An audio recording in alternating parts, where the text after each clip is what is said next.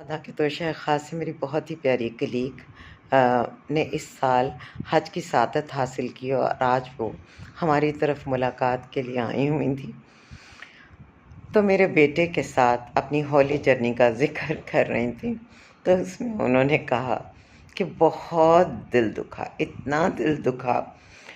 अल्लाह के घर जाकर भी एक तकलीफ़ उठाई कि जो सऊदी रॉयल्स हैं वो किस कदर डिस्क्रिमिनेशन करते हैं। वहाँ पर भी इमारत और ग़ुरबत का फ़र्क नहीं आप पाट सकते हैं। और उन्होंने बहुत वहाँ पर जो ज़ायरीन आए थे उनकी तकलीफ़ों का बताया और जो फ़र्क है, और फिर जमरात की कंकरियों के लिए उन्होंने ये बताया कि बेटा इतने बुरे हालात हैं कि उनके जो है हेलीकॉप्टर हैं, चॉपर्स, वो वहाँ से आके कंकरियाँ मारते हैं। और इसके अलावा वो बहुत ज़्यादा दिल गिरफ़्तार थी।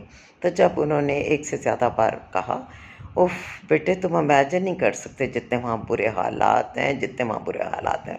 तो मेरे बेटे ने कहा कितने भी बुरे हालात हो आंटी, पाकिस्तान से ज़्यादा बुरे नहीं हो सकते।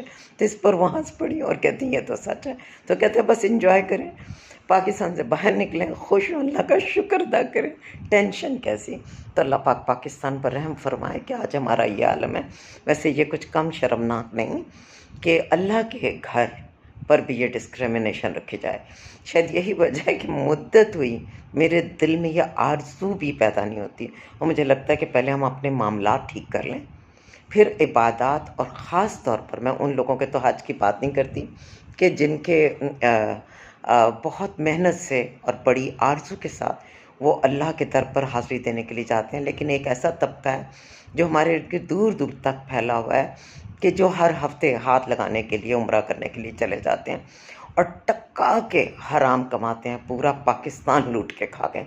इनमें हमारे ब्यूरोक्रेट्स भी हैं, हमारे बिज़नेसमैन भी हैं, इंडस्ट्रियलिस्ट भी हैं, हमारे बाकी जो अदल इंसाफ के तहफ़्फ़ुज़ के इदारे हैं, उन सब के चोर डकैत जो पूरे मुल्क में वारदातें करते हैं। और पाकिस्तान का वो जहन्नम है, वो हफ़्ते की बुनियाद पर जितना हराम खाते हैं उसे बख्शवाने के लिए ख़ुद को, अम्मा को, बच्चों को, सबको उम्रे या हज पर रवाना कर देते हैं। तो इस इबादत को हम पाकिस्तानियों ने मज़ाक बना लिया है, और जब तक हमारे अंदर शऊर इज्तिमाई नहीं पैदा होगा, हम ये नहीं समझेंगे कि दीन का सतून दो चीज़ें हैं आपके फ़ेथ के बाद, एक आपकी इबादत और एक मामलात।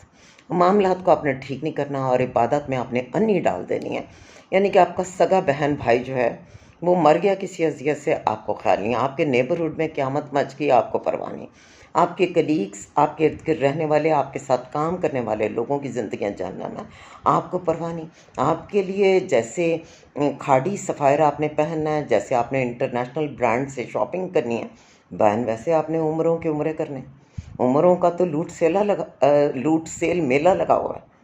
तो हमें अब ख़ुद को बतौर कौम ठीक करना है, बतौर इंसान ठीक करना है। बतौर मुसलमान तो बहुत बड़ी बात है, वो तो पता नहीं हम होने वाले हैं कि नहीं है। मुसलमानों की तादाद बढ़ती जा रही है और इस्लाम जो है उसकी वैल्यूज़ कहीं घटती चली जा रही हैं। तो अल्लाह पाक हम सब पर रहम फरमाए, और जो हज करने गए हैं जिनमें नेक नियत और जो बदनीयत चोर हैं, अल्लाह सब के कबूल करे।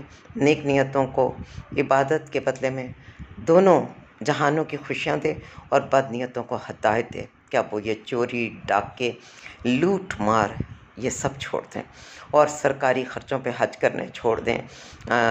अवाम की हड्डियाँ निचोड़ के बजट से अपनी फ़ैमिली के लिए टिकटें लेनी छोड़ दें, क्योंकि अब यकीन कीजिए कि सिर्फ़ और सिर्फ़ वेपन की वजह से लोग चुप बैठे हैं। अगर इनमें से लिटरली कोई बंदा पब्लिक में बग़ैर सिक्योरिटी के आ जाए तो उसका कीमा इतना बारीक चॉप होगा कि कीमे की पेस्ट बन जाएगी।